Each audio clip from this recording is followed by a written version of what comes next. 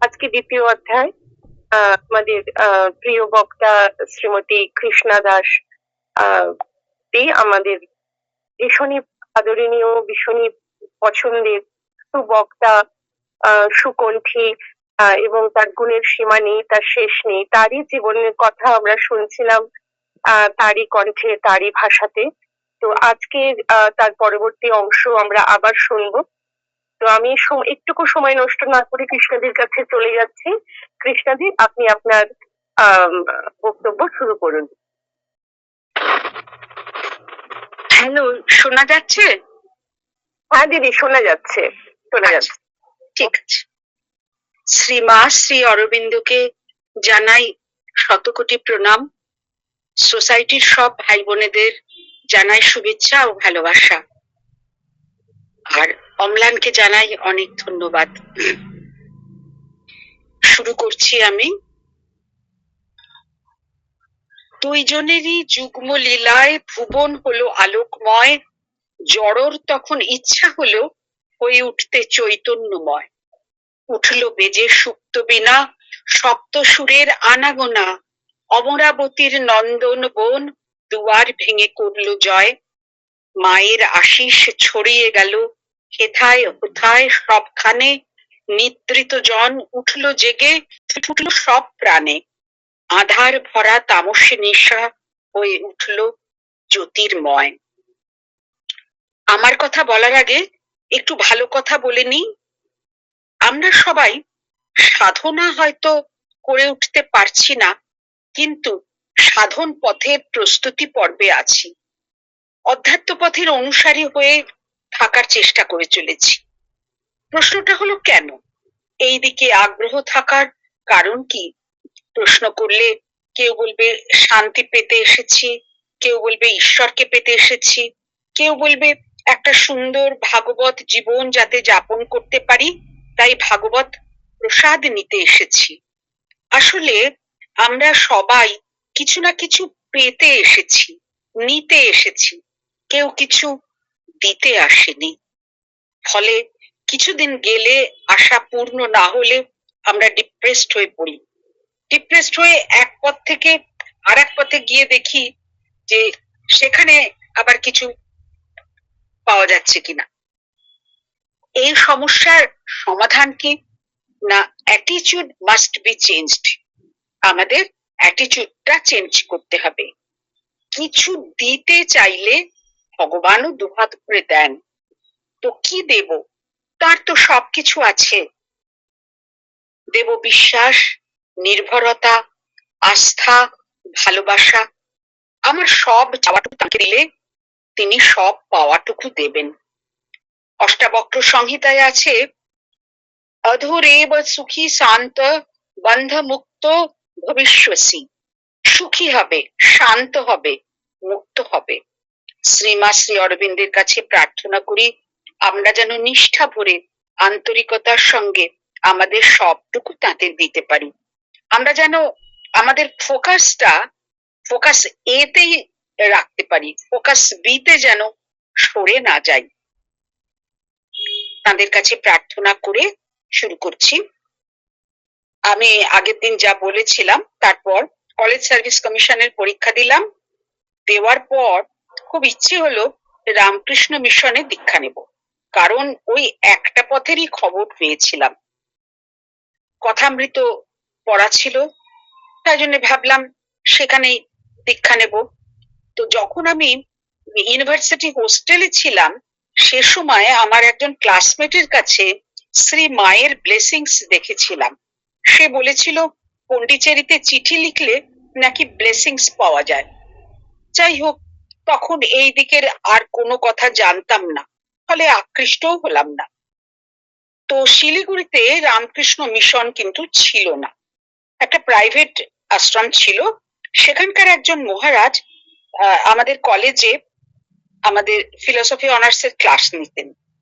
তো সে সময় ওই আশ্রমে যাতায়াতও করেছি কয়েকবার। যাই হোক, পরীক্ষাটা তো হলো। তারপরে খবর পেলাম, চিঠি এলো, এমপ্যানেলড হয়েছি এবং আমার শিলিগুড়ি কলেজে আমি জয়েন করতে পারবো সেরকম চিঠি এসে গেল, জয়েনিং লেটার এসে গেল। ভালো হলো, ওই কলেজেই আমি পড়েছি, সেখানেই অ্যাপয়েন্টমেন্ট পেলাম 1981 সালে। কিছুদিন পর আমি তো জয়েন করে গেলাম, ক্লাস করছি। তো কিছুদিন পরে ওখানে যিনি ইংরেজি বিভাগে হেড অফ দি ডিপার্টমেন্ট ছিলেন, তিনি আমার স্যারও ছিলেন আমি যখন পড়তাম। তার বাড়িতে কোনো একটা কাজে গিয়েছিলাম। সেখানে তখন শ্রী অরবিন্দ সোসাইটির সেক্রেটারি, যিনি প্রথম সেক্রেটারি ছিলেন, অর্ধেন্দুলাল গুহরায়, তিনি তখন উপস্থিত ছিলেন। তার সঙ্গে স্যার আলাপ করিয়ে দিলেন, দিয়ে বললেন যে সোসাইটিতে যেতে। সোসাইটির সিটিং হয় প্রত্যেক রবিবার, সেদিনই ছিল রবিবার। জায়গাটা বলে দিলেন কোথায় যাব। তো সেখানে গেলাম, সন্ধেবেলা গেলাম। তখন স্যার গীতা নিবন্ধের ওপর ক্লাস নিচ্ছিলেন। খুব ভালো লাগলো। আমি তখনো পর্যন্ত ঠাকুর শ্রীরামকৃষ্ণের কাছে দীক্ষার জন্য প্রার্থনা করেই যাচ্ছিলাম। আনুষ্ঠানিক দীক্ষা কিন্তু আমার হলো না, হয়নি। কিন্তু এই সোসাইটিতে যাতায়াত করতে করতে আমি একটা ফিল করলাম যে ঠাকুর শ্রীরামকৃষ্ণই হাত ধরে আমাকে শ্রী অরবিন্দ শ্রীমার দরজায় পৌঁছে দিলেন। কেন পৌঁছে দিলেন? আমি দেখলাম যে এই পথে, মা ঠাকুরের পথে অনেক কিছু নিয়ম নিষ্ঠা আছে, কিছু নির্দিষ্ট পদ্ধতি আছে, কিছু আচার নিয়ম পালন করতে হয়। কিন্তু আমার নিজের প্রকৃতির ভেতরে ওই ফেন্সিং এর মধ্যে থেকে অধ্যাত্ম চর্চা করার ব্যাপারটা ছিল না, আমি মানতে পারতাম না। যে পথ আমার উপযুক্ত, আর আমিও যে পথের উপযুক্ত, সে পথেই কিন্তু ঠাকুর নিজে আমাকে নিয়ে এলেন। এরপরে আমি সারদা সংঘের সঙ্গেও যুক্ত হই এবং এখনো যুক্ত আছি। সেখানে পাঠে ও আলোচনায় থাকি, গানে থাকি, শ্রী অরবিন্দের কথা, মায়ের কথাও প্রসঙ্গক্রমে বলি, সবাই শোনেন। এই সারদা সংঘের অল ইন্ডিয়া কনফারেন্সে, সেটা 1985 সাল, আমার আলাপ হলো আমাদের শ্রী অরবিন্দ সোসাইটির প্রাক্তন চেয়ারম্যান ডক্টর সুব্রত চক্রবর্তীর স্ত্রী রীনাদির সঙ্গে। তিনিও আসামের সারদা সংঘের মেম্বার ছিলেন। যিনি সোসাইটিতে গীতা নিবন্ধের উপর ক্লাস নিতেন, মানে ওই স্যার, প্রতি রবিবার তিনি সোসাইটিতে আসতে পারছিলেন না, কারণ ইউনিভার্সিটিতে তিনি সেনেটের মেম্বার ছিলেন, তারপর বিশ্ব হিন্দু পরিষদের প্রেসিডেন্ট ছিলেন, তাই প্রত্যেকবার সময় করে উঠতে পারতেন না। ওইসব রবিবারে ওই সেক্রেটারি গুহদা, অ্যাসিস্ট্যান্ট সেক্রেটারি শম্ভুদা আমাকে বলতেন ক্লাস নিতে। তারা আমার হাতে বইটা দিলেন। আমি কিন্তু আগে ওই বইটা কখনো পড়িনি, স্যার ক্লাস নিতেন তখন শুনতাম। যাই হোক, বইটা আমি হাতে পেয়ে পড়তাম, বাড়িতে নিয়ে এসেছিলাম। তারপর ক্লাস নিতে বললে তখন ক্লাস নিতাম। আমার খুব ভালো লাগতো। এ সময় আমি পিএইচডি থিসিস এর জন্য কি বিষয় নেব এসব নিয়ে ভাবনা চিন্তা করছিলাম। এই বইটা ভালো লাগায় আমার ইউনিভার্সিটির ফিলোসফি ডিপার্টমেন্টের যিনি হেড, তাকে গিয়ে বললাম যে আমি এই বিষয়টার উপর কাজ করতে চাই। উনি রাজি হলেন আমার গাইড হতে, তবে বললেন একটা কম্পারেটিভ ওয়ার্ক করতে, বাল গঙ্গাধর তিলকের গীতা রহস্যের সঙ্গে শ্রী অরবিন্দের ওই এসেস অন দি গীতার একটা, দুটো মিলিয়ে অ্যান ইন্ট্রোডাকশন করে একটা কাজ করতে। তিলকও ছিলেন বিপ্লবী এবং চরমপন্থী কংগ্রেস দলেই ছিলেন, শ্রী অরবিন্দের ঘনিষ্ঠ সহযোগী। এই বইটা, এই যে গীতা রহস্য বইটা, তিনি লেখেন মান্দালয় জেলে বসে মারাঠি ভাষায়। মান্দালয় জেলে কেন গেলেন না, ভারতে ইংরেজ সরকারের সঙ্গে অসহযোগিতার জন্য প্রথম সিডিশন মামলা যা হয়েছিল, তিনি ছিলেন সেই সিডিশন মামলার প্রথম অভিযুক্ত। বইটা মারাঠি ভাষা থেকে বাংলায় অনুবাদ করেন পরে জ্যোতিরিন্দ্রনাথ ঠাকুর, আর তার উপরে ইংরেজিতেও অনুবাদ হয়। জ্যোতিরিন্দ্রনাথ ঠাকুর মানে রবীন্দ্রনাথের নতুন দা জ্যোতিরিন্দ্রনাথ ঠাকুর। আমার যে মাস্টারমশাই আমার গাইড হলেন, তিনি কিন্তু প্রথমেই বলে দিলেন তিনি আমাকে থিসিসের ফর্মের ব্যাপারে সাহায্য করবেন, কিভাবে কি করতে হবে, কিভাবে চ্যাপ্টার গুলো ভাগ করব, সেই চ্যাপ্টারের কি নাম দেব, এসব ব্যাপারে সাহায্য করবেন, কিন্তু কন্টেন্টের দিকটা আমাকে নিজেকেই দেখে নিয়ে তারপরে ড্রাফট করতে হবে এবং খুব তাড়াতাড়ি একটা সিনপসিস লিখে জমা দিতে হবে রিসার্চ কমিটিতে। তা যাবে, তারপরে সেটা রিসার্চ কমিটিতে যাবে, মিটিং হবে, যদি অ্যাকসেপ্টেড হয় তাহলেই আমি কাজটা করতে পারবো। পোস্ট গ্রাজুয়েট কাউন্সিলের অনুমোদনই হলো আসল ব্যাপার, এটা পেতেই হবে। এবার আমি পড়লাম মুশকিলে।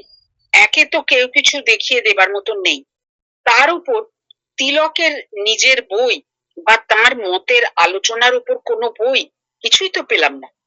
কিন্তু একটা জিনিস দেখলাম, আমাদের কলেজ লাইব্রেরিতে আশ্চর্য ব্যাপার হলো শ্রী অরবিন্দের নিজের লেখা বই ও তার দর্শনের উপর আলোচনা করা বই প্রচুর আছে। কিরকম হলো ব্যাপারটা, আমি খোঁজ নিলাম লাইব্রেরিয়ানের কাছে। তিনি আমার ছাত্রাবস্থাতেও লাইব্রেরিয়ানই ছিলেন, আমাকে ভালো রকমই চিনতেন। তো উনি তখন বললেন যে আমি যখন পড়তাম তখন যিনি প্রিন্সিপাল ছিলেন তিনি শ্রী অরবিন্দ দর্শনেই পিএইচডি করেছিলেন এবং প্রচুর ভালো ভালো বই আনিয়েছিলেন। ভালোই হলো আমার, কিন্তু তিলকের ওপর বই কোথায় পাবো? তখন একদিন সোসাইটির সেক্রেটারি গুহুদা বললেন ওরা অনেকে মিলে পন্ডিচেরি যাবেন, সেটা 83 সালের ডিসেম্বর মাস, আমাদেরও সঙ্গে নিতে চাইলেন। খুব আনন্দের সঙ্গেই আমরা ওই দলে মিশে গেলাম। 31শে ডিসেম্বর রওনা হলাম। হাওড়া স্টেশনে পৌঁছে জানা গেল যে ম্যাড্রাস মেলে আমাদের রিজার্ভেশন কনফার্ম হয়নি। কিছুতেই কিছু হলো না, গুহুদা অনেক চেষ্টা করলেন, কিছু হলো না। আমরা তখন জেনারেল কম্পার্টমেন্টে কষ্টে সৃষ্টে উঠে কেউ সিট পেলাম, কেউ মেঝেতে কাগজ পেতে বসে যে যেভাবে হোক এইভাবে ম্যাড্রাসে পৌঁছলাম। ভোরবেলা ম্যাড্রাসে পৌঁছেছি। এখানে একটা ব্যাপার হলো, স্টেশনে যাত্রীদের বসার জন্য অনেক সিট ছিল। সেই জায়গাটা দেখে আমার ভীষণ চেনা লাগলো, কিন্তু আমি আগে কখনো ওই জায়গার ছবিও দেখিনি, সেখানে আসিও নি। মনে হলো যেন বহুদিন পরে নিজের জায়গায় এলাম। আমি কাউকে কিছু বললাম না, ভালো লাগাটা নিজের মধ্যে নিয়ে সারাদিন ওখানেই নানা দ্রষ্টব্য স্থান দেখে রাতের ট্রেনে আমরা পন্ডিচেরি রওনা হলাম। এবার যখন সকালে পন্ডিচেরি স্টেশনে পৌঁছলাম তখন সেখানে ডিসেম্বর মাসের ঘোরতর বর্ষা চলেছে। প্রবল বৃষ্টির জন্য আমরা স্টেশন থেকে বেরোতেই পারলাম না। 2 ঘন্টা বসে থেকে বৃষ্টি একটু কমলে যা হোক ভিজে টিজেই বেরিয়ে যে গেস্ট হাউসে বুকিং ছিল সেখানে গিয়ে শোনা গেল যে 2 দিন পরে ঘর পাওয়া যাবে, কারণ ঘর খালি হয়নি। তখন আমরা কোথায় যাব? তখন ওই শম্ভুদাই খুঁজে পেতে, উনি আমাদের সবাইকে নিয়ে গিয়েছিলেন, তো উনি খুঁজে পেতে অন্য একটা গেস্ট হাউসে নিয়ে গেলেন। আর গুহদার নিজের ভাগ্নে ওখানে থাকতেন, উনি তার বাড়ি চলে গেলেন। ওখানে বেশ কষ্ট করেই থাকা হলো। বিকেলে সমাধি দর্শন করে যাওয়া হলো নিরুদ্দার ঘরে। নিরুদ্দার সঙ্গে আলাপ পরিচয় হলো। আমার রিসার্চের বিষয়বস্তু শুনে নিরুদ্দা খুব খুশি হলেন। শ্রী অরবিন্দের উপর কাজ নিজে থেকেই বললেন, আমি মাধবকে বলে দেব, তুমি তার কাছে যেও, তোমায় হেল্প করবে। এখন কে মাধব? আমি তো তখন মাধব পণ্ডিতজির নামই শুনিনি। উনি ঠিকঠাক করে দিলেন, বললেন পরদিন সকাল 9টায় যাবে, আশ্রমের পেছনেই একটা গোলাপি রঙের বাড়িতে, একতলা বাড়িটা, বললেন ওখানে উনি থাকেন, তুমি চলে যেও। তো আমার তো খুব ভয়ই লাগলো, আমি তো তাকে চিনি না, কোনোদিন দেখিনি, ঠিক করে নিজের কথাটা বলতে পারবো কিনা। যাই হোক সকালবেলা খুব ভয় ভয় গেলাম, কিন্তু তিনি খুব ভালোভাবে আমাকে অ্যাকসেপ্ট করলেন, আমায় বারান্দায় বসালেন।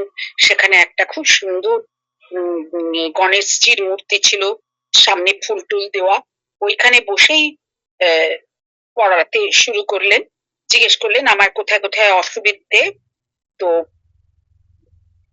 খুব ভালোভাবে আমার কোথায় সমস্যা হচ্ছে সেটা বুঝে তিনি আমাকে সেগুলো পড়াটা বুঝিয়ে দিলেন। এভাবে 5 দিন তিনি আমাকে পড়িয়েছিলেন।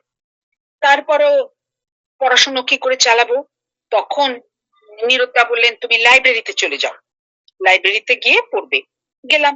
লাইব্রেরিতে গিয়ে খুঁজে খুঁজে, লাইব্রেরিও তো চিনতাম না, খুঁজে খুঁজে গিয়ে লাইব্রেরিয়ানকে বললাম যে আমি ওখানে বসে এই বিষয়ে পড়াশোনা করতে চাই। তখন লাইব্রেরিয়ান ছিলেন শ্রদ্ধেয় কানুপ্রিয় চট্টোপাধ্যায়। তিনি বিখ্যাত সাহিত্যিক নৃপেন্দ্রকৃষ্ণ চট্টোপাধ্যায়ের ভাই।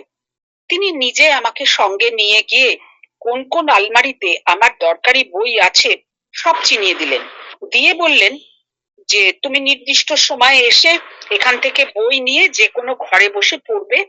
তারপর একটা বাস্কেট দেখিয়ে বললেন, যে বইটা আবার পরের দিন পড়তে চাও এখানে ফ্ল্যাগ করে এই বইটা এখানে রেখে যাবে। পরের দিন এখান থেকেই বই নিয়ে বসে পড়বে। এমন নয় যে তোমাকে একটাই বই নিতে হবে, তুমি একাধিক বইও নিয়ে পড়াশোনা করতে পারো, তবে এখানে বসেই পড়তে হবে। আমার কি যে উপকার হলো কি বলবো। আশ্চর্যের ব্যাপার হলো যে এখানে কিন্তু আমি শ্রী অরবিন্দের বইয়ের দিকে তাকালাম না, কারণ আমি এখানে বাল গঙ্গাধর তিলকের লেখা গীতার ভাষ্যের উপর একাধিক দার্শনিকের বই পেয়ে গেলাম, যেটা আমি পাবো এরকমটা আশাই করিনি, যা আমার রিসার্চের কাজে খুবই সহায়ক হয়েছিল।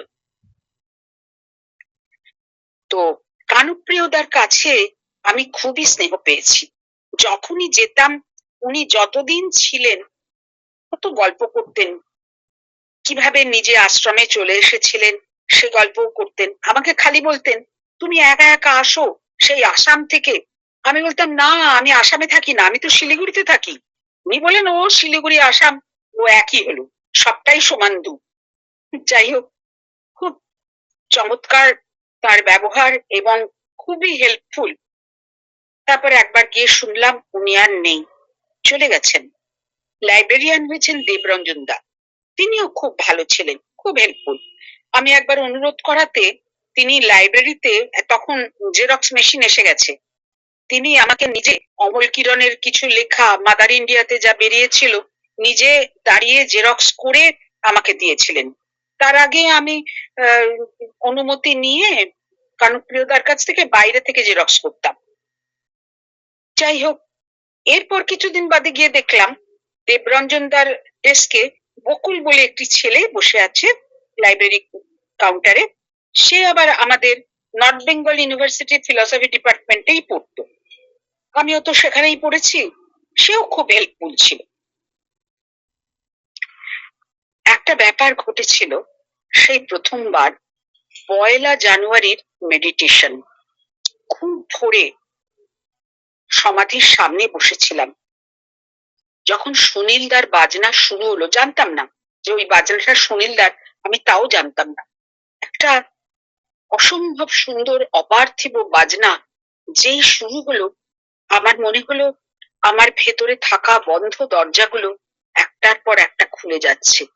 আমি যেন অন্য কোথাও চলে গেছি, সেখানে শুধু ওই সুর আর আমি, আর কিছু নেই। ওই সময় আমি খুব ভোরে, মানে আকাশে অন্ধকার থাকতেই গেস্ট হাউস থেকে বেরিয়ে আশ্রমে চলে আসতাম। ওই গেস্ট হাউসটা আর এখন নেই, ওটা প্লেগ্রাউন্ডের পেছন দিকে ছিল।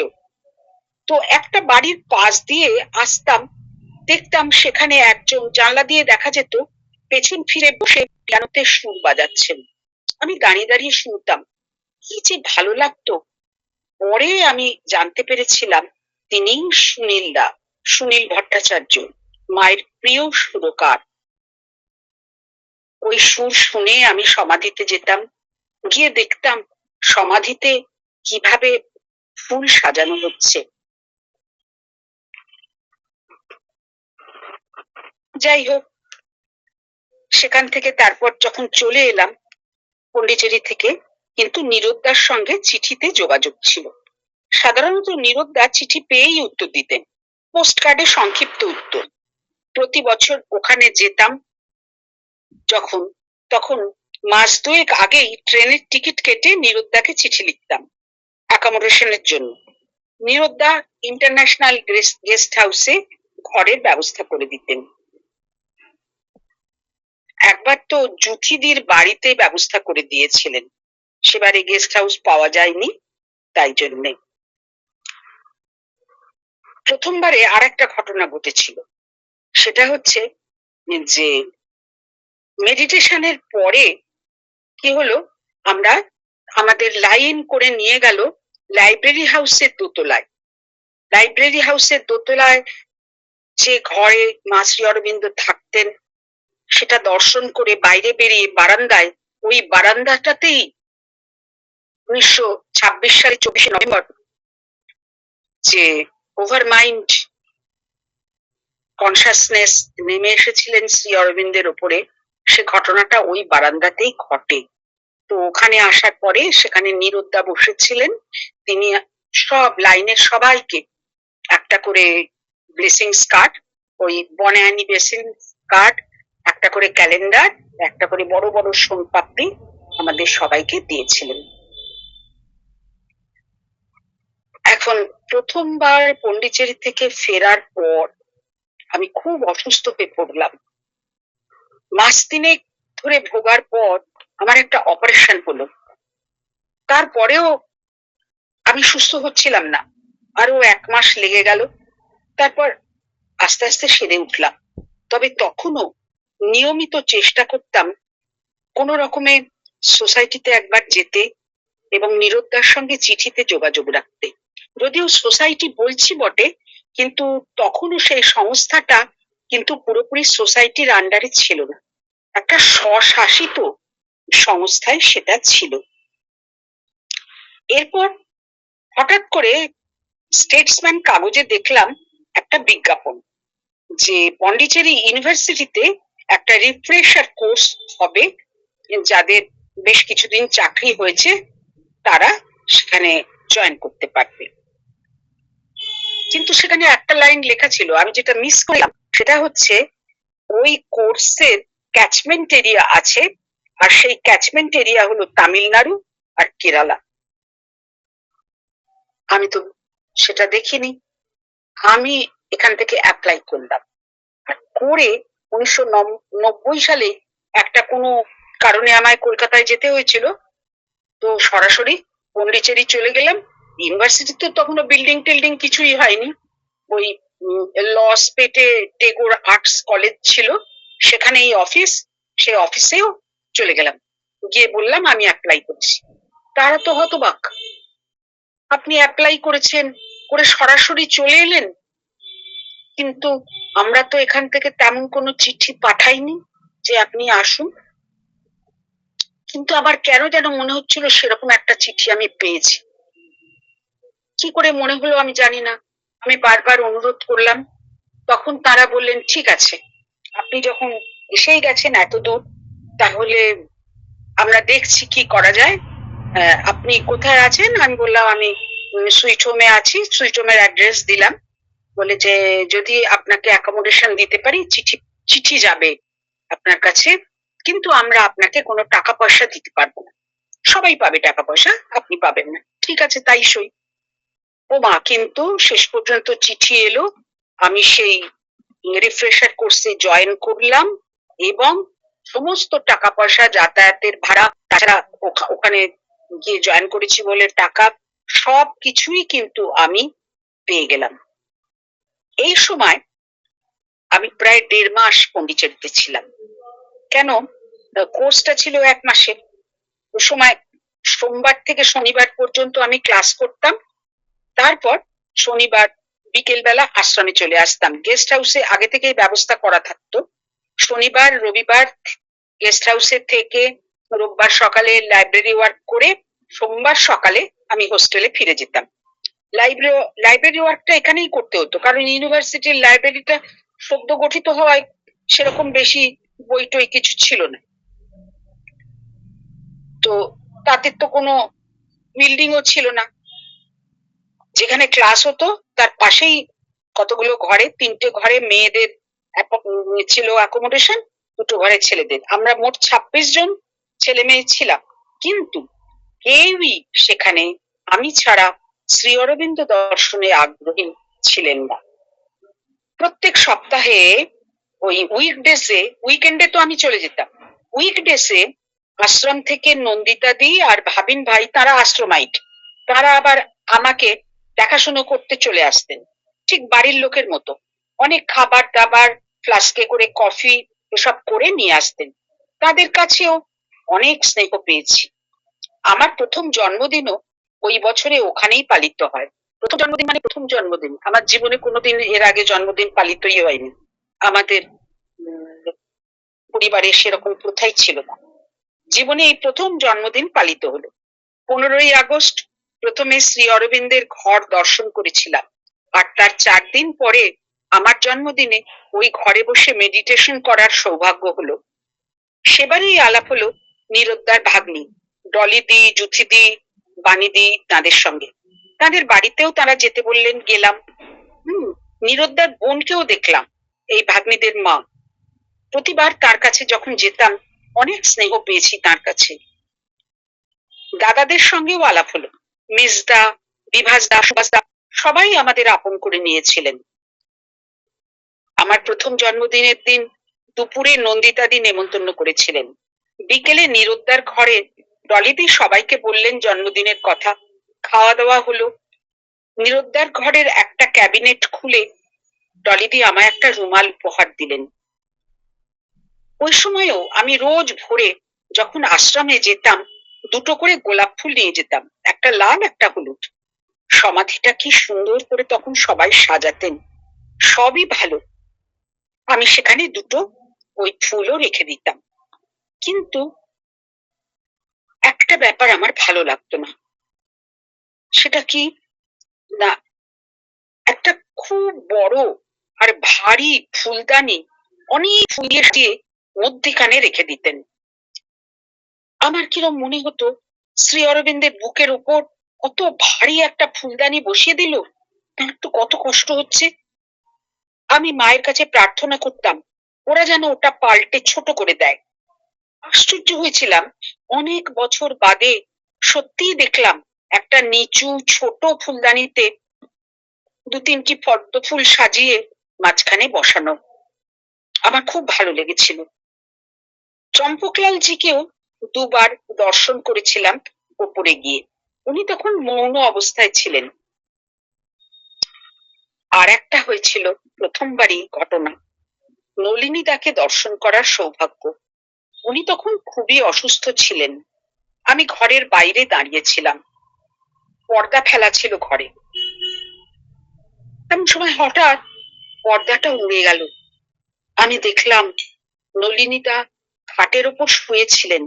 আস্তে আস্তে উঠে বসলেন, একটা তোয়ালে নিলেন, মুখটা মুছলেন, তারপর আস্তে আস্তে আবার শুয়ে পড়লেন। আমি তাকে 2 চোখ ভরে বাইরে থেকেই দর্শন করলাম, কাছে যাবার সৌভাগ্য হয়নি। এর কদিন পরেই ফিরে আসার পর জানলাম তিনি চলে গেছেন। তবে পরে গীতাদির সঙ্গে পরিচয় হলো।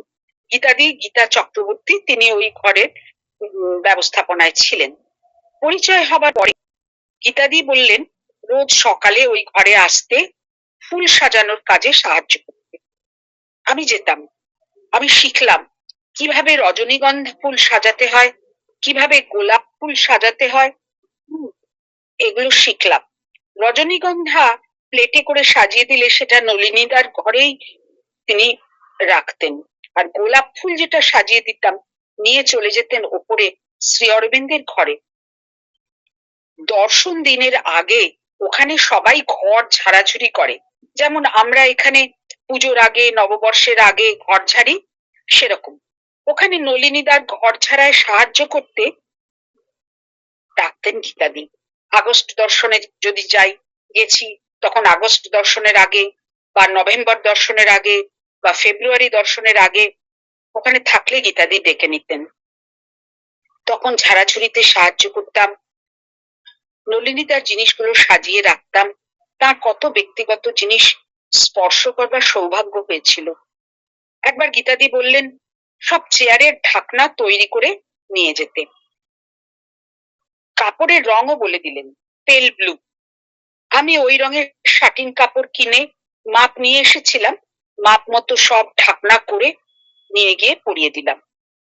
তখন নিজের মনে ফিল করেছিলাম আমি নলিনীদার কাছাকাছি হলাম।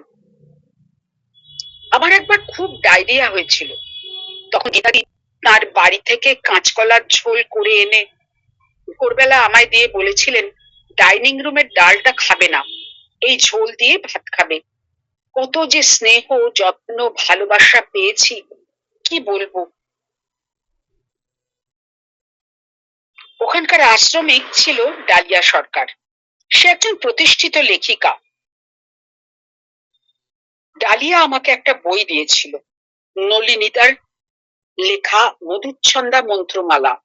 বইটিতে নলিনীদার নিজের হাতের সই করা আছে। 1990 সালে দেশ পত্রিকায় একটা লেখা পড়েছিলাম, চাঁদ কবি নিশিকান্ত ও ভোরের পাখি দিলীপ কুমার রায় প্রসঙ্গে। খুব ভালো লেগেছিল। লেখিকার নাম ডালিয়া সরকার। নীরদদাকে চিঠি লিখলাম, কে এই ডালিয়া সরকার? ইনি কি সুধীর সরকারের মেয়ে? নীরদদা বললেন না, তুমি যখন আসবে তখন পরিচয় হবে। তো পরে যখন গেলাম তার কাছ থেকে জেনে ডালিয়া তখন সুইট হোমের দোতলায় 4 তলায় থাকতো। তার সঙ্গে পরিচয় হলো, ও প্রেসে কাজ করত। খুব ভাব হয়ে গেল। এখনো পর্যন্ত আমরা দুজনেই বহন করে চলেছি আমাদের সেই প্রথম দিনের বন্ধুত্ব। আগে সূত্র ছিল চিঠি, এখন এখন মোবাইলে কথা হয়। আগে প্রতি জন্মদিনে মার বার্থডে ব্লেসিংস কার্ড ডালিয়া পাঠিয়ে দিত, এখন ফোনে শুভেচ্ছা জানায়। ওর সঙ্গে একবার লেকেও গিয়েছিলাম। নিশিকান্ত কে নিয়ে লেখা ডালিয়ার বই আছে।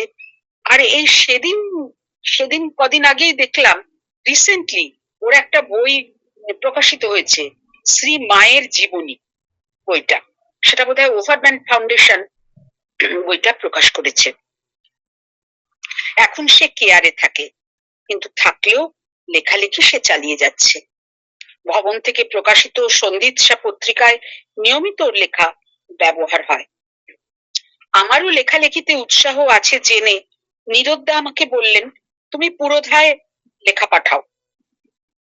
তখন বেশ কিছুদিন আমি পুরোধার সাবস্ক্রাইবার ছিলাম।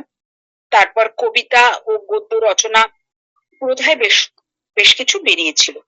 ওই সময় শিলিগুড়ির কয়েকটা লিটল ম্যাগাজিন গ্রুপের সঙ্গেও যুক্ত ছিলাম। কবিতা প্রকাশিত হতো। আর এখানকার গণতান্ত্রিক লেখক ও শিল্পী সংঘের মেম্বার একজন করে দিয়েছিল।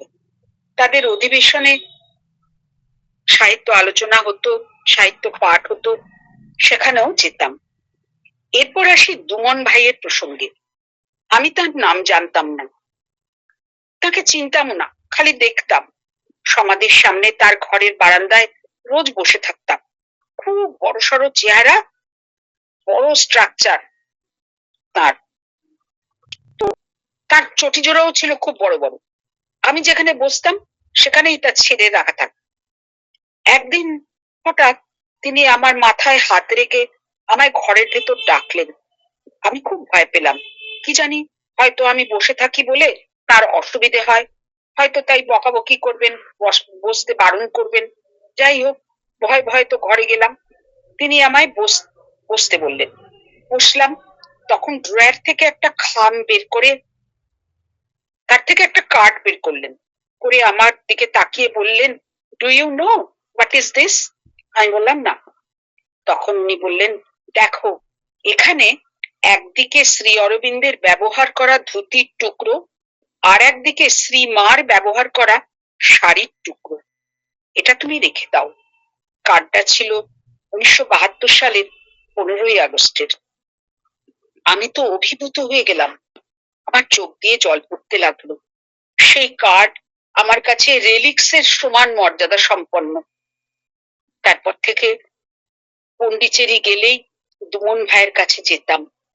উনি চিনতে পারতেন, টফি দিতেন, অনেক গল্প করতেন।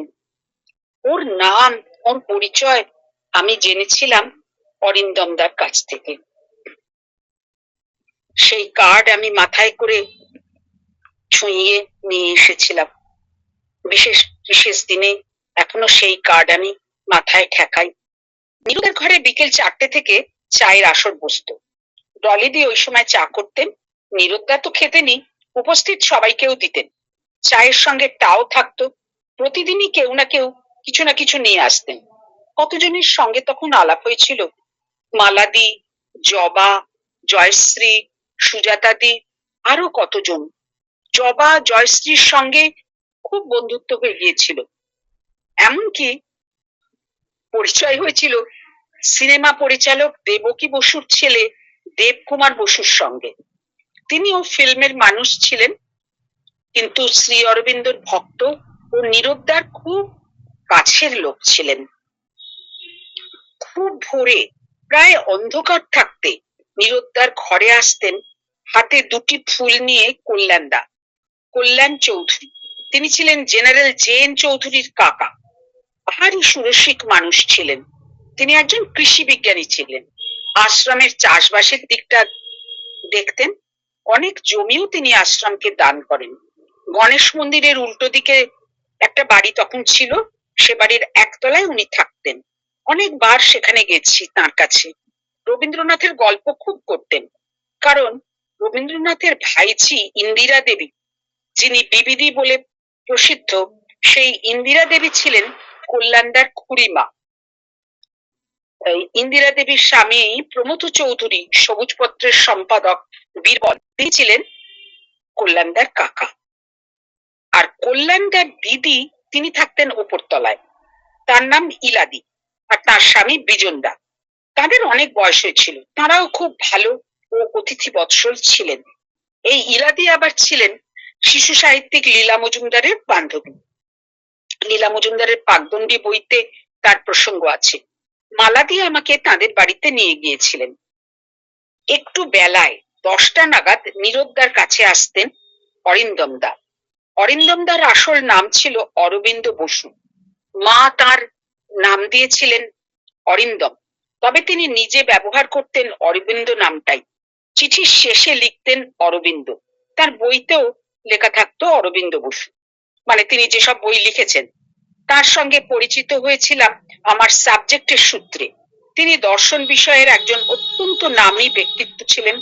যখন শরীর ভালো ছিল প্রায়ই বিদেশে যেতেন সেমিস্টারে ক্লাস নিতে, কিন্তু তারও চোখ খুবই খারাপ ছিল।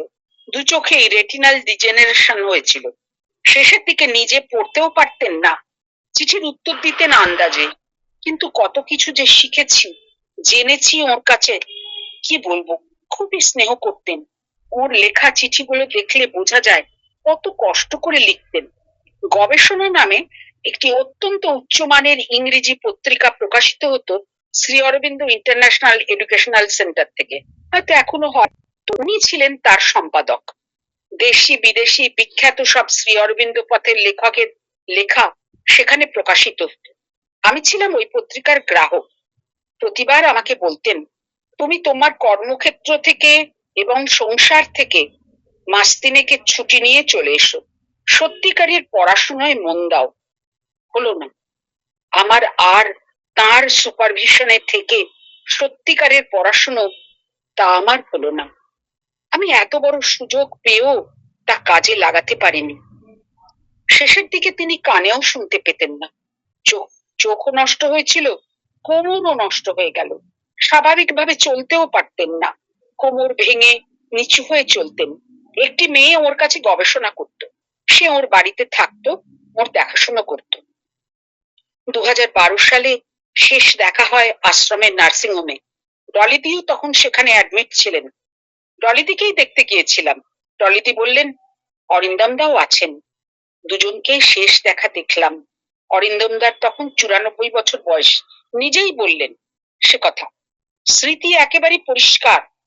তিনি বললেন, হেমন্ত বলে একটি ছেলে, গুজরাটি ছেলে, সে ওর কাছে বইপত্র ব্যাপারটা দেখাশোনা করতো। তো হেমন্ত তখন এসেছিল। তিনি বললেন তার বইপত্র কোথায় কি আছে সেগুলো হেমন্তকে বলে দিলেন।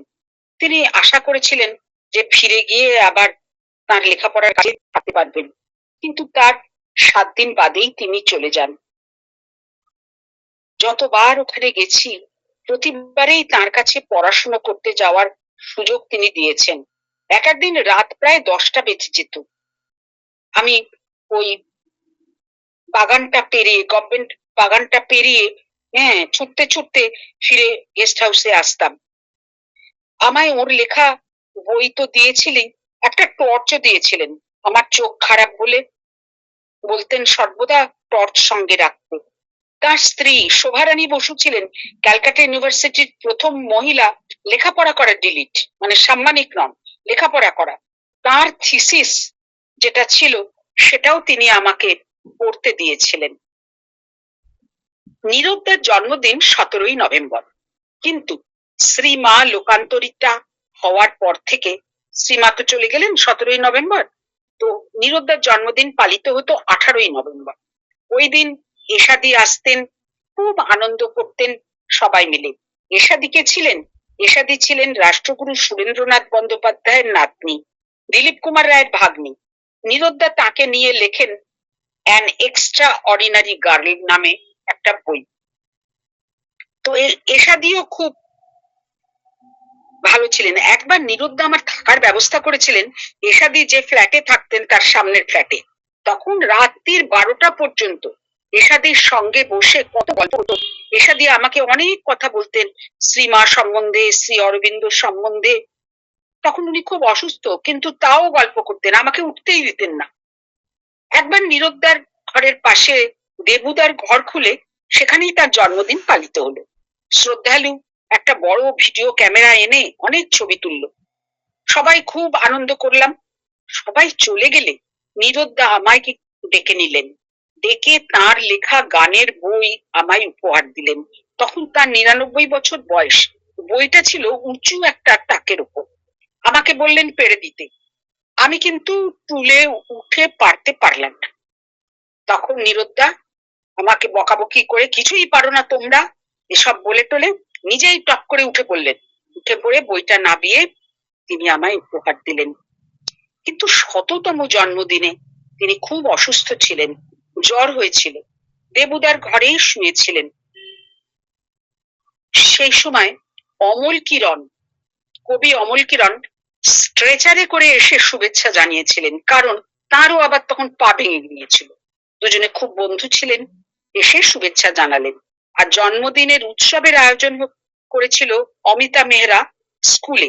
অমিতা শ্রী অরবিন্দের খুব, নীরবদার খুব প্রিয় পাত্রী ছিল, খুব ভালোবাসতেন নীরবদা তাকে।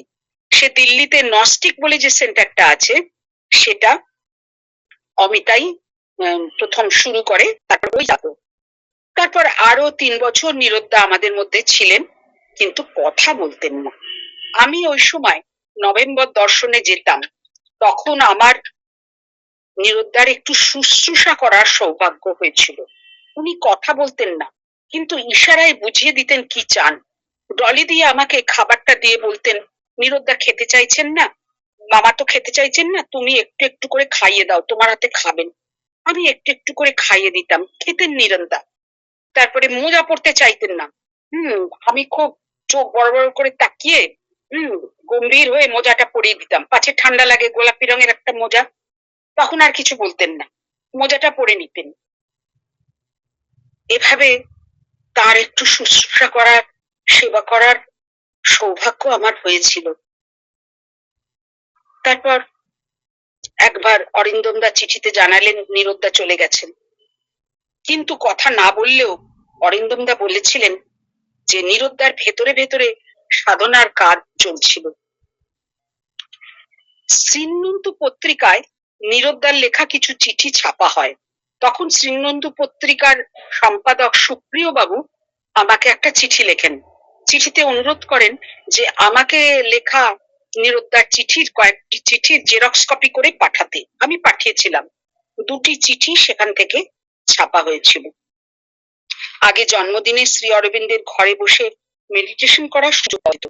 প্রতি বছর না হলেও অনেকবারই মা আমাকে ব্যবস্থা করে দিয়েছেন ওই ডিভাইন রুমে গিয়ে বসবার, জন্মদিনে ওখানে বসে মেডিটেশন করবার। ওখান থেকে ফুল ও ব্লেসিংস কার্ড দেওয়া হতো। তখন মনে হতো যেন মাই দিচ্ছেন। প্রফেসর নাথকার্নি 2বার শিলিগুড়িতে আমাদের ব্রাঞ্চে এসে থেকেছেন এবং সাবিত্রীর ওপর ক্লাস করেছেন। তখন পন্ডিচেরি বিচ অফিসেও দর্শন দিনের আগে তার ক্লাস হতো। আমি সেই সময়ও তার ক্লাস করেছি। খুব দুরূহ বিষয়ও খুব সহজ করে বুঝিয়ে দিতেন। সাবিত্রীর কোনো অংশ বুঝতে না পারলে যদি গিয়ে বলতাম, যখন শিলিগুড়িতে ছিলেন তখন ঘরে ডেকে খুব চমৎকার করে বুঝিয়ে দিতেন। শিলিগুড়িতে অবাঙালিতে একটা সেন্টার আছে, শ্রী অরবিন্দ অনুরাগী যারা, তাদের ডিভাইন সেন্টার। প্রফেসর নাথকার্নি সেখানেও ক্লাস নিয়েছেন। বিষ্ণুদেও অনেকবার এখানে এসেছেন, তার ক্লাসও করতে পেরেছি। পূর্ণিয়াতেও প্রাইভেট আশ্রমে একবার রেলিক্স প্রতিষ্ঠার অনুষ্ঠানে উপস্থিত ছিলাম, তিনিও ছিলেন, সেখানেও তার বক্তব্য শোনার সৌভাগ্য হয়েছিল। অরোভিলে প্রথমবার যাই ৮৩ ডিসেম্বরে, তখনও কিছু তৈরি হয়নি, কাজ চলছিল। তারপর যখন গেলাম অনেকটাই এগিয়েছে মাতৃমন্দিরের কাজ। একবারের কথা স্মৃতিতে চিরকাল উজ্জ্বল হয়ে থাকবে। সেবারে মাতৃমন্দিরের উপরে মেডিটেশন রুমে বসার সুযোগ পেয়েছিলাম। মেডিটেশন করে যখন বেরিয়ে এলাম তখন সন্ধে হয়ে এসেছে। অনেকটা হেঁটে হেঁটে যাচ্ছিলাম। আমি ছিলাম সবার শেষে। চারিদিকের ঝাপসা টুইলাইটে দেখা যাচ্ছিল আকাশে এক ফালি চাঁদ উঠেছে। দূরের কোনো কমিউনিটির বাড়ি থেকে ভেসে আসছিল মায়ের অর্গান বাজনার সুর, খুব মৃদুভাবে। যে একটা অন্যরকম অনুভূতিতে আচ্ছন্ন হয়ে গেলাম, কি বলবো। মনে হচ্ছিল এই পার্থিব লোকে আমি নেই, অন্য কোনো লোকে চলে গেছি। সেই আশ্চর্য ভাবময় সন্ধ্যা সিলুয়েট ছবি হয়ে চিরকালের মতো স্থান করে নিল আমার অন্দরমহলে।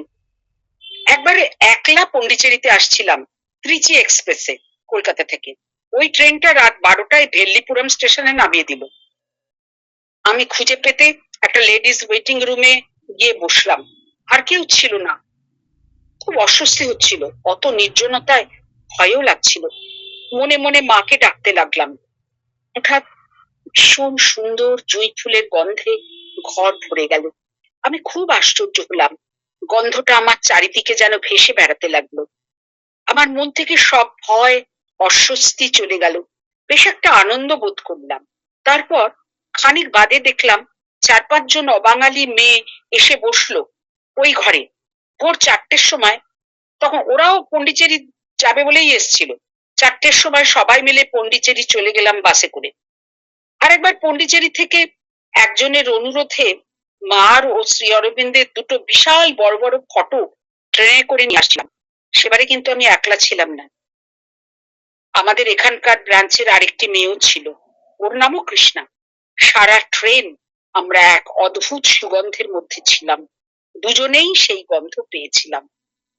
ইতিমধ্যে আমার চোখ আরো খারাপ হয়েছিল। ক্যাটারাক্ট অপারেশনের পরে দুটো চোখই আবার ঝাপসা হয়ে গেল, তখন লেজার করতে হলো। তার কিছুদিন পরে যে চোখটা অপেক্ষাকৃত ভালো ছিল সেটাতে ভিট্রিয়াস ডিট্যাচমেন্ট হয়ে গেল, সেটাও রেটিনাল ডিজেনারেশন। ডাক্তার বললে যার কোনো চিকিৎসাই নেই, সর্বদাই চোখে কালো কালো ছায়া ভেসে আসে। ম্যাগনিফাইং গ্লাস নিয়েও খুব একটা সুবিধে করতে পারতাম না পড়তে। তারপর আবার চোখে ক্রায়োলজি হলো, সেটাও এক ধরনের অপারেশন। সেটাতে আবার ২৪ ঘন্টা একটানা একদিকে মাথা হেলিয়ে বসে থাকতে হলো। তারপর আবার লেজার হলো, কিন্তু চোখ যথাপূর্বং রয়ে গেল, কোনো উন্নতি হলো না। আমি মা শ্রী অরবিন্দের কাছে প্রার্থনা করতাম। আমি একবার পন্ডিচেরির আই ক্লিনিকেও ট্রিটমেন্ট করিয়েছিলাম, নেত্রালয়েও ৩বার গিয়েছিলাম। একা একাই গেছি, কিন্তু কিছুতেই কিছু হয়নি। ২০১৬ সালে গোল্ডেন ডেতে পন্ডিচেরি গেলাম, দর্শন হলো, সেই আমার শেষবার যাওয়া। ফিরে আসার কিছুদিন পরে হার্ট ফেল হয়ে গেল, ২ দিন ভেন্টিলেশনে ছিলাম। সারাক্ষণ মাকেই ডাকতাম, কিছু বলিনি, ভালো করে দিতেও বলিনি, শুধু তার নাম জপ করে গেছি। আস্তে আস্তে ভালো হলাম, স্বাভাবিক জীবনে ফিরে গেলাম। মোটামুটি ভালোভাবেই দিন কাটছিল। এ সময় অল ইন্ডিয়া শ্রী অরবিন্দ মহিলা পাঠচক্রের সেক্রেটারি সরস্বতী ভৌমিকের সঙ্গে আলাপ হলো। ও এখানে এসেছিল, খুব ভাব হয়ে গেল। ও প্রস্তাব করলো ওদের অল ইন্ডিয়া কনফারেন্সে কলকাতায় গোলপার্কের শ্রীরামকৃষ্ণ মিশন কালচারাল সেন্টারে একটা সেমিনার হবে, সেখানে শ্রী অরবিন্দের শিক্ষা ভাবনা নিয়ে কিছু বলতে। এই প্রস্তাব তো আমার স্বপ্নেরও অতীত। খুব আনন্দ হলো। পড়াশোনা করতে লাগলাম। ট্রেনের টিকিটও কাটা হলো, ওখানে থাকার রুম বুক করা হলো, সব হলো, কিন্তু আমার যাওয়া হলো না। কারণ পার্কিনসন্স ডিজিজ দেখা দিল, হাঁটা চলার সমস্যা প্রবল ভাবে আক্রমণ করলো, সঙ্গে সঙ্গে প্রবল শ্বাসকষ্ট, হ্যালিউসিনেশন, ডিপ্রেশন, আমি একেবারে বিধ্বস্ত হয়ে গেলাম। চিকিৎসা চলতে লাগলো, 3বার নার্সিং হোম, 1বার মেডিকেল কলেজ, সব করে টোরে বছর 3 ভুগে মা আমাকে আবার একটু ভালো জায়গায় ফিরিয়ে আনলেন। গত বছরের থেকে আবার পড়াশোনা শুরু করলাম, প্রচুর ওষুধ খেয়ে, চোখে অনেকবার ড্রপ দিয়ে, 5 জন চিকিৎসকের আন্ডারে থেকে আছি একরকম। সোসাইটিতে যেতে পারছি, তবে একলা নয়, কারো সাহায্য নিয়ে। 2020 সালে কলকাতায় সোসাইটির কনফারেন্সে উপস্থিত ছিলাম, তারপর আর যেতে পারিনি।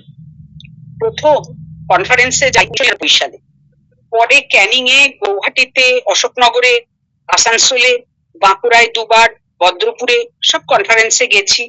কতজনের সঙ্গে চেনা হলো, বন্ধুত্ব হলো। জয়ন্তিকার সঙ্গেও এভাবেই কনফারেন্সেই বন্ধুত্ব হলো।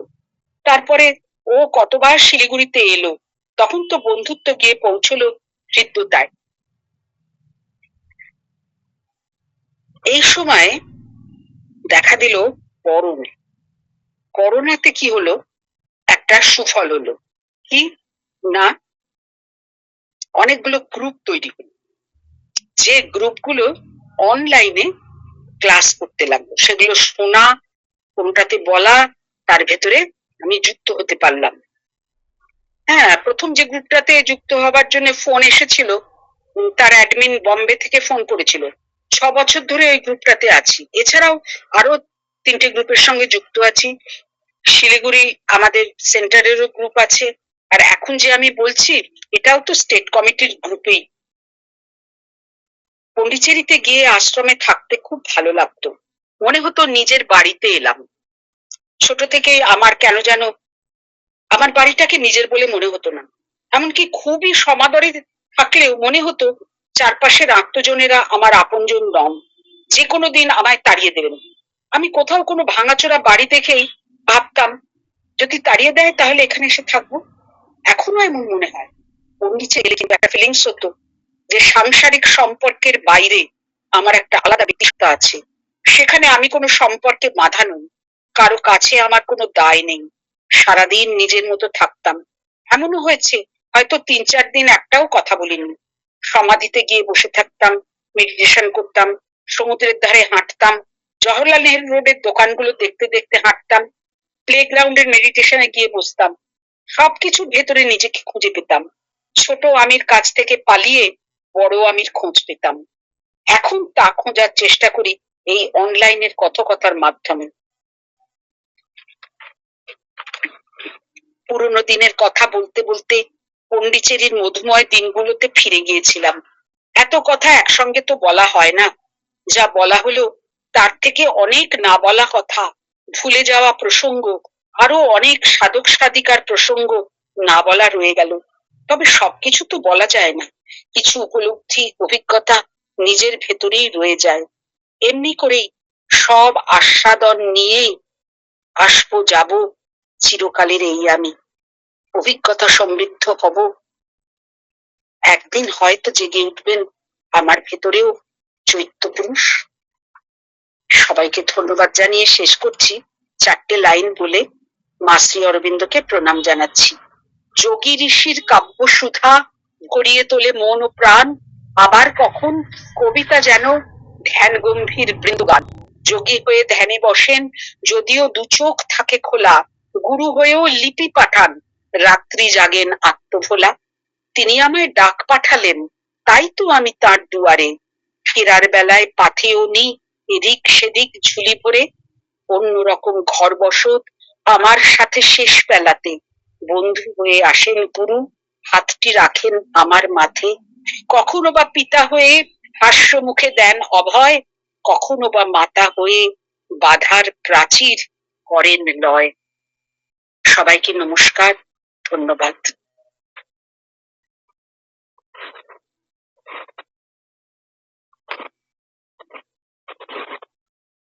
শান্তিতে শুনছিলাম আর মননে তুলে দিচ্ছিলাম অভিজ্ঞতা, দিদির জীবনশৈলী, দিদির এত শারীরিক অসুস্থতা, বাধা সবকিছুকে উপেক্ষা করে দিদি কিভাবে তত্ত্বাবধান করে এগিয়ে গেছে মা শ্রী অরবিন্দের দুটি চরণ আগলে।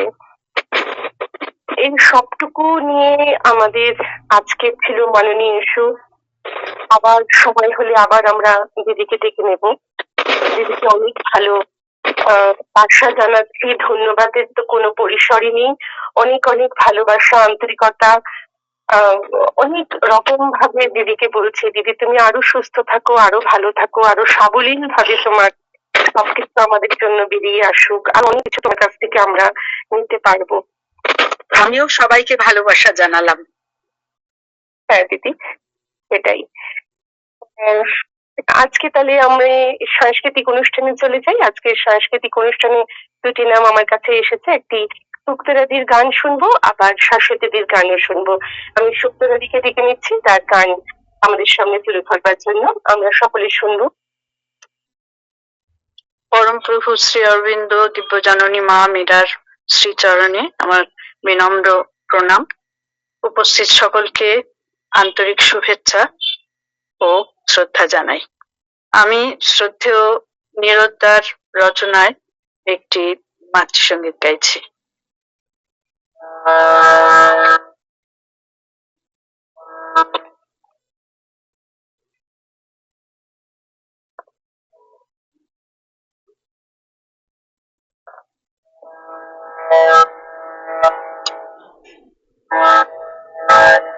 বারে বারে আমি তোমার চরণে বারে বারে ফিরে চলে যাই, প্রণামের ক্ষণে অন্ধ প্রাণের কামনার কথা বলে যাই। বারে বারে আসি তোমার চরণে, বারে বারে ফিরে চলে যাই, প্রণামের ক্ষণে অন্ধ প্রাণের কামনার কথা বলে যাই। বারে বারে আসি তোমার চরণে, চুপ করে থাকো বুঝিতে পারি না মোর কোনো কথা, শুনিয়াছ কি না। চুপ করে থাকো বুঝিতে পারি না মোর কোনো কথা, শুনিয়াছ কি না। তবে কি গো মোর হৃদয় প্রদীপে, তবে কি গো মোর হৃদয় প্রদীপে, তব শুভ শিখা জ্বলে নাই, তব শুভ শিখা জ্বলে নাই। বারে বারে আসি তোমার চরণে, বারে বারে ফিরে চলে যাই, প্রণামের ক্ষণে অন্ধ প্রাণের কামনার কথা বলে যাই।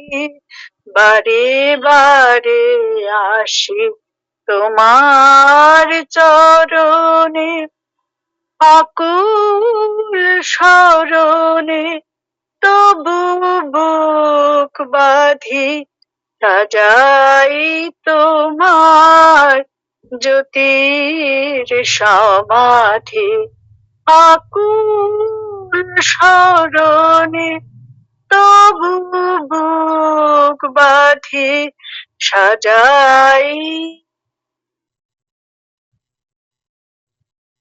সমাধি যদি কোনো দিনও আমার আধারে, যদি কোনো দিন আমার আধারে তবু করুণার আলো পাই, তবু করুণার আলো পাই।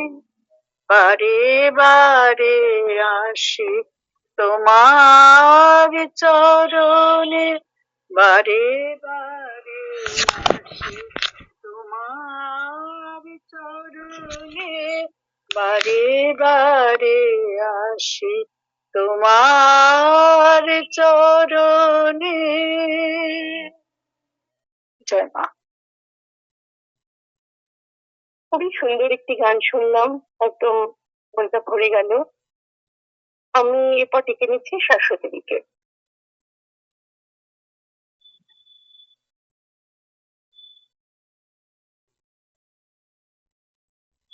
জয় মা। উপস্থিত সবাইকে আমার প্রণাম।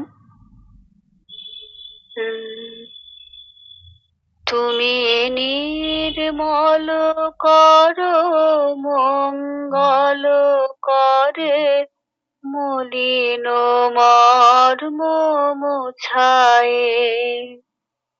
তুমি নির্মল করো মঙ্গল করে, মলিন মর্ম মুছায়ে। তব পুণ্য কিরণ দিয়ে যাক মোর মোহ কালিমা ঘুচায়ে, মলিন মর্ম মুছায়ে। তুমি নির্মল করো মঙ্গল করে, মলিন মর্ম মুছায়ে। লক্ষ শূন্য লক্ষ বাসনা ছুটেছে গভীর আধারে, জানি না কখন ডুবে যাবে কোন আকুল করল পাথারে। লক্ষ শূন্য লক্ষ বাসনা ছুটেছে গভীর আধারে, জানি না কখন ডুবে যাবে কোন আকুল করল পাথারে। প্রভু বিশ্ব বিপদ হন্তা, তুমি দাঁড়াও রধিয়া পন্থা। তব শ্রীচরণ তলে নিয়ে এসো মোর মত্ত বাসনা ঘুচায়ে, মলিন মর্ম মুছায়ে। তুমি নির্মল করো মঙ্গল করে, মলিন মর্ম মুছায়ে। আছো অনল অনিলে চিরন ভুনিলে, ভূধর সলিলে গহনে। আছো বিটপিলতায় জলদের গায়, শশী তারকায় তপনে। আছো অনল অনিলে চিরন ভুনিলে, ভূধর সলিলে গহনে। আছো বিটপিলতায় জলদের গায়, শশী তারকায় তপনে। আমি নয়নে বসন বাঁধিয়া, বসে আধারে মরি গো কাঁদিয়া। আমি দেখি নাই কিছু বুঝি নাই কিছু, দাও হে দেখায় বোঝায়ে, মলিন মর্ম মুছায়ে। তুমি নির্মল কর মঙ্গল করে, মলিন মর্ম মুছায়ে। তব পুণ্য কিরণ দিয়ে যাক মোর মোহকা ঘুচায়ে, মলিন মর্ম মুছায়ে। তুমি নির্মল কর মঙ্গল করে, মলিন মর্ম মুছায়ে। জয় মা। খুব সুন্দর দিদি, অনেক ধন্যবাদ। আজকে আমাদের ডিভাইন আড্ডার সময় একদম শেষ। আমরা আজকের মতন সকলকে অনেক অনেক শুভেচ্ছা, ভালোবাসা, ধন্যবাদ জানিয়ে, মায়ের চরণে কৃতজ্ঞতা জানিয়ে শেষ করছি আজকের ডিভাইন আড্ডার এই পর্বটি। সামনের দিন আবার আমরা সকলে একসাথে মিলিত হব এই আশা নিয়ে আজকের মতন শেষ করছি। শুভরাত্রি।